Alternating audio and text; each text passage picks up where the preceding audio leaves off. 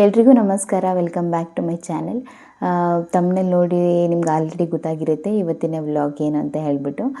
ಇವತ್ತು ನಮ್ಮದು wedding anniversary ಇದೆ. ಅದರಿಂದ ಈ ಆ್ಯನಿವರ್ಸರಿ ಸೆಲೆಬ್ರೇಷನ್ನ ಈ ವ್ಲಾಗ್ನ ನಿಮ್ಮ ಜೊತೆ ಶೇರ್ ಮಾಡಬೇಕು ಅಂತ ಹೇಳಿಬಿಟ್ಟು ಶೇರ್ ಮಾಡ್ತಾಯಿದ್ದೀನಿ. ವಿಡಿಯೋನ ಎಲ್ಲೂ ಕೂಡ ಸ್ಕಿಪ್ ಮಾಡದೆ ಪೂರ್ತಿಯಾಗಿ ನೋಡಿ. ಅಕಸ್ಮಾತ್ ಈ ವಿಡಿಯೋ ಇಷ್ಟ ಆಯಿತು ಅಂದರೆ ಪ್ಲೀಸ್ ಈ ವಿಡಿಯೋಗೆ ಒಂದು ಲೈಕ್ ಕೊಡಿ. ಹಾಗೆ ನೀವು ಇನ್ನೂ ನಮ್ಮ ಚಾನಲ್ನ ಸಬ್ಸ್ಕ್ರೈಬ್ ಆಗಿಲ್ಲ ಅಂದರೆ ಪ್ಲೀಸ್ ನಮ್ಮ ಚಾನಲ್ನ ಸಬ್ಸ್ಕ್ರೈಬ್ ಮಾಡ್ಕೊಳ್ಳಿ. ಇನ್ನು ಈಗಂತೂ ನಾನು ಬಾಣಂತನ ಮಾಡಿಸ್ಕೊಳ್ತಾ ಇರೋದ್ರಿಂದ ಎಲ್ಲೂ ಹೊರಗಡೆ ಹೋಗೋದಕ್ಕಾಗಲ್ಲ. ಪ್ರತಿ ವರ್ಷ ಯಾವ್ದಾದ್ರು ದೇವಸ್ಥಾನಕ್ಕಾದರೂ ಹೋಗ್ತಾಯಿದ್ವಿ ಇಬ್ಬರೂ ಕೂಡ. ಈ ವರ್ಷ ಆಗಲ್ಲ, ನಾನು ನಮ್ಮ ಅಮ್ಮನ ಮನೇಲಿದ್ದೀನಿ ಅಲ್ವಾ, ಅದರಿಂದ ನಿನ್ನೆ ಸ್ನಾನ ಆಯಿತು. ಯಾವಾಗಲೂ ಅಷ್ಟೇ ಬಾಣಂತನದಲ್ಲಿ 3 ಡೇಸ್ಗೆ ಒಂದ್ಸಲ ಸ್ನಾನ ಮಾಡ್ತೀವಿ. ನಾನು ನಿನ್ನೆ ಸ್ನಾನ ಆಗಿತ್ತು, ಅದರಿಂದ ಇವತ್ತು ಸ್ನಾನ ಮಾಡಬಾರ್ದು. ಏಕೆಂದರೆ ನಾನು ಸ್ನಾನ ಮಾಡೋ ದಿನವೇ ಪಾಪುಗೂ ಸ್ನಾನ ಇರುತ್ತೆ. ಅದರಿಂದ ನಾನೊಂದಿನ ಪಾಪು ಒಂದಿನ ಸ್ನಾನ ಮಾಡೋಕ್ಕಾಗಲ್ಲ. ಅದರಿಂದ ಇಬ್ಬರು ನೆನ್ನೆ ಸ್ನಾನ ಮಾಡಿರೋದ್ರಿಂದ ಇವತ್ತು ಬರೀ ಹಂಗೇ ಸ್ವಲ್ಪ ಮೈ ತೊಳ್ಕೊಂಡು ಪೂಜೆ ಮಾಡೋಣ ಅಂತ ಹೇಳಿಬಿಟ್ಟು ಅಂದ್ಕೊಂಡಿದ್ದೀನಿ. ಇನ್ನು ಹಾಗೆಯೇ ಈಗಂತೂ ಗಣಪತಿ ಹೋಮ ಆಗಿದೆ ಅಲ್ವಾ, ಅದರಿಂದ ನಾನ್ ವೆಜ್ ಕೂಡ ಏನೂ ತಿಂದಿಲ್ಲ. ಅದರಿಂದ ಏನು ನಾನ್ ವೆಜ್ ಏನು ತಿಂದಿಲ್ವಲ್ಲ, ಅದರಿಂದ ಹಾಗೆಯೇ ಸ್ನಾನ ಮಾಡಿದೆ, ಸ್ವಲ್ಪ ಮೈ ತೊಳ್ಕೊಂಡು ಪೂಜೆ ಮಾಡೋಣ ಅಂತ ಅಂದ್ಕೊಂಡಿದ್ದೀನಿ. ಇನ್ನು ನನ್ನ ಹಸ್ಬೆಂಡು ಅವ್ರ ಮನೇಲಿ ಪೂಜೆ ಮಾಡಿ ದೇವಸ್ಥಾನಕ್ಕೆ ಹೋಗಬೇಕು ಅಂದ್ಕೊಂಡಿದ್ದಾರೆ. ಅಂದರೆ ಈಗ ನಾನು ಹೋಗೋಕ್ಕಾಗಲ್ಲ, ಅಟ್ಲೀಸ್ಟ್ ಅವರಾದರೂ ಹೋಗಿದ್ದು ಬರಲಿ ಅಂತ ಹೇಳಿಬಿಟ್ಟು ಅವರು ಚಾಮುಂಡಿ ಬೆಟ್ಟಕ್ಕೆ ಹೋಗಿದ್ದು ಬರ್ತೀನಿ ಅಂತ ಹೇಳಿಬಿಟ್ಟು ಅವರು ಕೂಡ ರೆಡಿ ಆಗ್ತಾಯಿದ್ದಾರೆ. ತಿಂಡಿಗೆ ಇಲ್ಲಿಗೆ ಬರೋದಕ್ಕೆ ಹೇಳಿದ್ದೀನಿ. ಅಮ್ಮ ಕ್ಯಾರೆಟ್ ರೈಸ್ ಮಾಡಿದರು, ಅದು ತಿಂದ್ಕೊಂಡು ಹೊರಡಲಿ ಅಂತ ಹೇಳಿಬಿಟ್ಟು ಅವರು ಬರ್ತೀನಿ ಅಂತ ಹೇಳಿದ್ದಾರೆ. ಬೆಳಿಗ್ಗೆ ಪಾಪಗೂ ಮೈ ತೊಳೆದು ರೆಡಿ ಮಾಡಿ ಮಲಗಿಸಿದ್ದೀನಿ. ಅವಳು ಕೂಡ ನಿದ್ದೆ ಮಾಡ್ತಾವಳೆ. ಇನ್ನು ನಾನು ಕೂಡ ಇವಾಗ ಪೂಜೆ ಮಾಡೋಣ ಅಂತ ಹೋಗ್ತಾಯಿದ್ದೀನಿ. ಪೂಜೆ ಎಲ್ಲನೂ ಮುಗಿಸಿ ಅಷ್ಟರಲ್ಲಿಗೆ ನನ್ನ ಹಸ್ಬೆಂಡ್ ಬರ್ತಾರೆ. ಅವ್ರಿಗೂ ತಿಂಡಿ ಹಾಕ್ಬಿಟ್ಟು ನಾನು ಕೂಡ ತಿಂಡಿನ ತಿಂದು ಮುಗಿಸ್ತೀನಿ. ಅದಾದಮೇಲೆ ಅವರು ದೇವಸ್ಥಾನಕ್ಕೆ ಹೊರಡ್ತಾರೆ.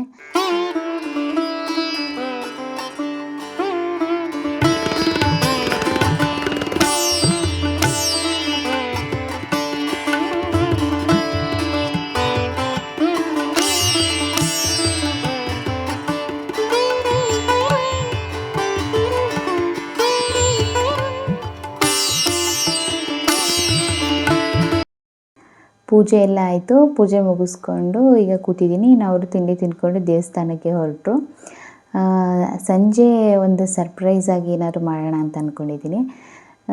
ಅಂದರೆ ಮದುವೆ ಆಗಿ ಇಷ್ಟು ವರ್ಷದಲ್ಲಿ ಅಂದರೆ ಈ ಥರ ಸರ್ಪ್ರೈಸ್ ಕೊಡಬೇಕು ಅಂತ ನಾನು ಅಂದ್ಕೊಂಡಿದ್ದೆ. ಆದರೆ ಒಂದು ಸಲನೂ ಆ ಥರ ಮಾಡೋಕ್ಕೆ ಆಗಲಿಲ್ಲ. ಅದಕ್ಕೆ ಈ ಸಲ ಏನಾದರೂ ಅವ್ರಿಗೆ ಖುಷಿ ಆಗೋ ಥರ ಸರ್ಪ್ರೈಸಾಗಿ ಏನಾದರೂ ಮಾಡೋಣ ಅಂತ ಅಂದ್ಕೊಂಡಿದ್ದೀನಿ. ಇನ್ನು ನೈಟ್ ಊಟಕ್ಕೆ ಇಲ್ಲಿಗೆ ಬರೋದಕ್ಕೆ ಹೇಳಿದ್ದೀನಿ. ಅವ್ರಿಗೆ ಇಷ್ಟ ಆಗಿರೋಂಥದ್ದು ಏನಾದರೂ ತಿನ್ನಲಿಕ್ಕೆ ಮಾಡಬೇಕು ಅಂದ್ಕೊಂಡಿದ್ದೀನಿ. ಹಾಗೆಯೇ ಸರ್ಪ್ರೈಸಾಗಿ ಏನಾದರೂ ಒಂದು ಸೆಲೆಬ್ರೇಟ್ ಮಾಡೋಣ ಅಂತ ಅಂದ್ಕೊಂಡಿದ್ದೀನಿ. ಅದು ಸಂಪೂರ್ಣವಾಗಿ ಆ ವಿಡಿಯೋ ಎಲ್ಲನೂ ಕೂಡ ಶೂಟ್ ಮಾಡಿದ್ದೀನಿ. ಅದನ್ನು ಕೂಡ ನಿಮ್ಮ ಜೊತೆ ಶೇರ್ ಮಾಡ್ತೀನಿ. ಹಾಗೆಯೇ ನಿಮಗೆ ಅದು ನೋಡಿ ಏನಂತ ಅನ್ನಿಸ್ತು ಅಂತಲೂ ಕೂಡ ಕಮೆಂಟಲ್ಲಿ ತಿಳಿಸಿ. ನನಗೇನಂತ ಅಂದರೆ ಸರ್ಪ್ರೈಸ್ ತಗೊಳ್ಳೋದಕ್ಕೂ ಇಷ್ಟ ಆಗುತ್ತೆ, ಹಾಗೆಯೇ ಸರ್ಪ್ರೈಸ್ ಕೊಡೋಕ್ಕೂ ಇಷ್ಟ ಆಗುತ್ತೆ. ಅಂದರೆ ಸರ್ಪ್ರೈಸ್ ಕೊಡೋದಕ್ಕೆ ನನಗೆ ತುಂಬ ಇಷ್ಟ ಆಗುತ್ತೆ. ಯಾರಿಗೇ ಆಗಿರ್ಬೋದು ಅಷ್ಟೇ, ಸರ್ಪ್ರೈಸ್ ಕೊಟ್ಟಾಗ ಅವ್ರ ಮುಖದಲ್ಲಿ ಆಗೋ ಖುಷಿ ಇರುತ್ತಲ್ಲ, ಅದು ನೋಡೋದಕ್ಕೆ ನಂಗೆ ತುಂಬಾ ಇಷ್ಟ ಆಗುತ್ತೆ. ಅದರಿಂದ ಆಲ್ಮೋಸ್ಟ್ ಜಾಸ್ತಿ ನಾನೇ ಸರ್ಪ್ರೈಸ್ಗಳನ್ನ ಅವ್ರಿಗೆ ಯಾವಾಗಲೂ ಕೊಡ್ತಾಯಿರ್ತೀನಿ. ಅದರಿಂದ ಇವತ್ತು ಕೂಡ ಸರ್ಪ್ರೈಸ್ ಅವ್ರಿಗೆ ತುಂಬ ಖುಷಿಯಾಗುತ್ತೆ ಅಂತ ನಾನು ಅಂದ್ಕೊಂಡಿದ್ದೀನಿ. ನೋಡೋಣ ಅವರು ಯಾವ ರೀತಿ ರಿಯಾಕ್ಟ್ ಮಾಡ್ತಾರೆ, ಹಾಗೆಯೇ ನಾನು ಯಾವ ರೀತಿ ಸರ್ಪ್ರೈಸ್ ಕೊಡ್ತೀನಿ ಅಂತ ನನಗೆ ಅನ್ನಿಸ್ತಾ ಇದೆ. ಅದು ಯಾವ ರೀತಿ ಬರ್ಬೋದು ಅಂತ ಹೇಳಿಬಿಟ್ಟು ನೋಡೋಣ ಹೇಗೆ ಅನಿಸುತ್ತೆ ಅಂತ ಹೇಳಿಬಿಟ್ಟು. ಮೀಶೋಯಿಂದ ಒಂದು ಪ್ರಾಡಕ್ಟ್ನ ತರಿಸಿದ್ದೆ, ಅದನ್ನು ನಾನಿಲ್ಲಿ ಅನ್ಬಾಕ್ಸಿಂಗ್ ಮಾಡ್ತಾಯಿದ್ದೀನಿ. ಅಂದರೆ ಸಂಜೆಗೆ ಒಂದು ಡೆಕೋರೇಟಿವ್ ಐಟಮ್ ಆಗಿ ಕ್ಯಾಂಡಲ್ಸ್ಗಳನ್ನ ತರಿಸ್ಬೇಕಿತ್ತು. ನಾನು ಹೊರಗಡೆ ಶಾಪಲ್ಲೇ ತರಿಸೋಣ ಅಂತ ಅಂದ್ಕೊಂಡೆ. ಆದರೆ ಮಾಮೂಲಿ ಲೈಟ್ ಕ್ಯಾಂಡಲ್ ಇರುತ್ತಲ್ಲ ಆ ಥರನೇ ತರಿಸೋಣ ಅಂತ ಅಂದ್ಕೊಂಡೆ. ಆದರೆ ಸಿಂಗಲ್ ಕಲರ್ ಸಿಗಲೇ ಇಲ್ಲ, ಮಲ್ಟಿ ಕಲರ್ಸೇ ಇದ್ದದ್ದು ಎಲ್ಲ ಕಡೆಯೂ. ಅದಕ್ಕೆ ಸಿಕ್ಕಿದ್ರೆ ಸಿಗಲಿಲ್ಲ ಅಂದರೆ ಆನ್ಲೈನಲ್ಲಿ ಬುಕ್ ಮಾಡೋಣ ಅಂತ ಅಂದ್ಕೊಂಡೆ.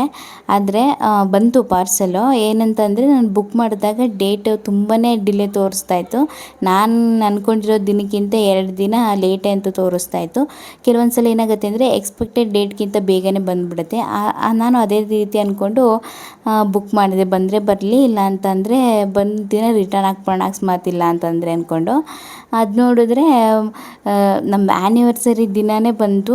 ನೈಟು ನಾನು ಇದು ಮಾಡೋಣ ಅಂತ ಅಂದ್ಕೊಂಡಿದ್ದೆಲ್ಲ, ಸಂಜೆ ಒಂದು 4:15 ಅಷ್ಟೊತ್ತಿಗೆಲ್ಲ ಪಾರ್ಸೆಲ್ ರಿಸೀವ್ ಆಯಿತು. ನನಗಂತೂ ತುಂಬ ಖುಷಿ ಆಯಿತು. 2 ಥರ ಮಾಡಿದೆ, ಒಂದು ಹಾರ್ಟ್ ಶೇಪಲ್ಲಿ ಕ್ಯಾಂಡಲ್ಸು, ಅದು 10 ಪೀಸ್ ಏನೋ ಬಂದಿತ್ತು. ಇನ್ನು ಮಿಕ್ಕಿದ್ದು ಲೈಟ್ ಕ್ಯಾಂಡಲ್ಸು, ಅದು 12 ಪೀಸ್ ಬಂದಿತ್ತು. ಎರಡನ್ನೂ ಕೂಡ ಬುಕ್ ಮಾಡಿದೆ. ನಾನಿಲ್ಲಿ ನೋಡಿದೆ ಏನಾಗುತ್ತೆ, ಲೈಟ್ ಕ್ಯಾಂಡಲ್ನ ಯೂಸ್ ಮಾಡಿಕೊಂಡೆ. ಇನ್ನು ರೆಡ್ ಕಲರ್ ಕ್ಯಾಂಡಲ್ನ ಯೂಸ್ ಮಾಡೋಂಥದ್ದು ಏನು ಅವಶ್ಯಕತೆ ಇರಲಿಲ್ಲ. ಸುಮ್ಮನೆ ಏನಕ್ಕೆ ವೇಸ್ಟ್ ಮಾಡೋದು ಅಂತ ಹೇಳಿಬಿಟ್ಟು ಮಾಮೂಲಿ ಲೈಟ್ ಕ್ಯಾಂಡಲ್ ಮಾತ್ರ ಇಟ್ಕೊಂಡೆ. ಇನ್ನು ಏನು ಹಾರ್ಟ್ ಶೇಪಲ್ಲಿ ಇತ್ತಲ್ಲ, ಅದು ನಾರ್ಮಲ್ ಕ್ಯಾಂಡಲು, ಅದನ್ನು ರಿಟರ್ನ್ ಮಾಡಿಬಿಟ್ಟೆ.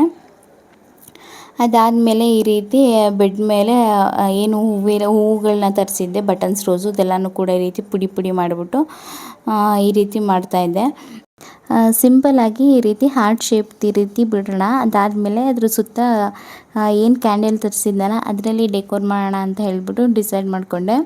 ಅದಾದಮೇಲೆ ಕಾಟ್ ಸುತ್ತ ಮಾಮೂಲಿ ವೈಟ್ ಕಲರ್ ಅದು ಕ್ಯಾಂಡಲ್ಸ್ಗಳನ್ನ ತರಿಸಿದ್ದೆ, ನಾರ್ಮಲ್ ಕ್ಯಾಂಡಲ್ಸ್ಗಳು ಬರುತ್ತಲ್ಲ ಅದನ್ನು ಒಂದು 4 ಪೀಸ್ ತರಿಸಿದ್ದೆ. ಸುತ್ತ ಇಟ್ಟರೆ ಲೈಟಾಗಿ ಚೆನ್ನಾಗಿ ಕಾಣಿಸುತ್ತೆ ಅಂತ ಹೇಳಿಬಿಟ್ಟು ಸುತ್ತ ಎಲ್ಲನೂ ಕೂಡ ಸ್ಟಿಕ್ ಮಾಡಿದ್ದೀನಿ.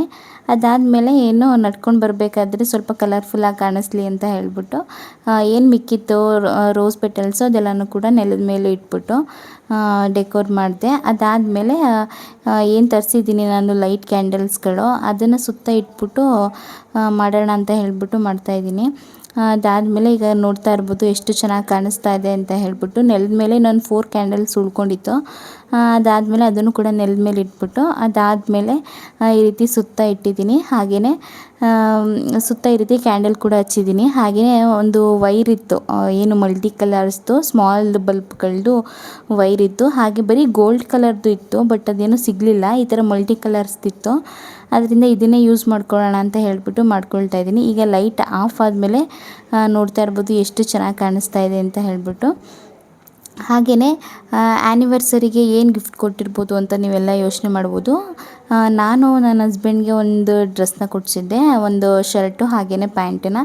ಅವರು ನನಗೆ ಈ ಡ್ರೆಸ್ನ ಕೊಡಿಸಿದ್ದಾರೆ.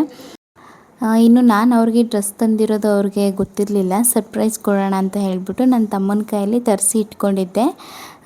ಇನ್ನು ಬೆಳಿಗ್ಗೆ ದೇವಸ್ಥಾನಕ್ಕೆ ಹೋಗೋದಕ್ಕೆ ಅಂತ ಹೇಳಿಬಿಟ್ಟು ಬಂದಿದ್ರಲ್ಲ ಆವಾಗ ಕೊಟ್ಟೆ.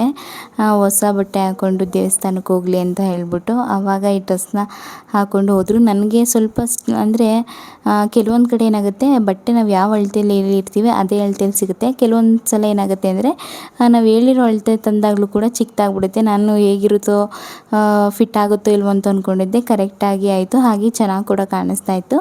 ಹಾಗೆಯೇ ಅವ್ರು ತಂದಿರೋ ಡ್ರೆಸ್ ಕೂಡ ನನಗೆ ಫಿಟ್ ಆಗಿತ್ತು, ತುಂಬಾ ಚೆನ್ನಾಗಿ ಕಾಣಿಸ್ತಾ ಇತ್ತು. ನಿಮ್ಗೆ ಏನಿಗೆ ಅನಿಸ್ತು ಅಂತ ತಿಳಿಸಿ. ಅದಾದಮೇಲೆ ಕೇಕ್ ಕಟಿಂಗ್ ಮಾಡೋಣ ಅಂತ ಹೇಳಿಬಿಟ್ಟು ಕೂತ್ಕೊಂಡ್ವಿ. ತುಂಬಾ ಚೆನ್ನಾಗಿತ್ತು. ನನ್ನ ಮಗಳು ಕೂಡ ಮಧ್ಯದಲ್ಲಿ ಕೂರಿಸಿ ಅವಳಿಗೂ ತಿನ್ನಿಸಿದ್ದು ತುಂಬಾ ಖುಷಿ ಆಯಿತು. ಅವಳಿಗಂತೂ ಈ ಫ್ಲೇವರ್ ಅಂದರೆ ಬ್ಲ್ಯಾಕ್ ಫಾರೆಸ್ಟ್ ಕೇಕ್ ತರಿಸಿದ್ದು ಅವಳಿಗೂ ಇಷ್ಟ, ಹಾಗೆಯೇ ನನಗೂ ಇಷ್ಟ. ಇನ್ನು ಡಿನ್ನರ್ಗೆ ಬಿಸಿಬೇಳೆ ಬಾತ್ ಮಾಡಿದ್ದೆ. ಬಿಸಿಬೇಳೆ ಬಾತ್ ಅಂದರೆ ನನ್ನ ಹಸ್ಬೆಂಡ್ಗೆ ಇಷ್ಟ. ಹಾಗೆಯೇ ಸ್ವೀಟು ಜಾಮೂನ್ ಮಾಡಿದ್ದೆ, ಜೊತೆಗೆ ಉದ್ದಿನ ವಡೆ ಮಾಡಿದರು ಅಮ್ಮ. ಅದ್ರ ಜೊತೆಗೆ ಸ್ವಲ್ಪ ಕಾಯಿ ಚಟ್ನಿನ ಹಚ್ಚಿದ್ರು. ತುಂಬಾ ಚೆನ್ನಾಗಿತ್ತು. ಜಾಮೂನ್ ಅಂತೂ ಸಖತ್ತಾಗಿತ್ತು. ಶ್ರೀನಿಕಾ ಚೆನ್ನಾಗೈತಾ? ಹಾಂ,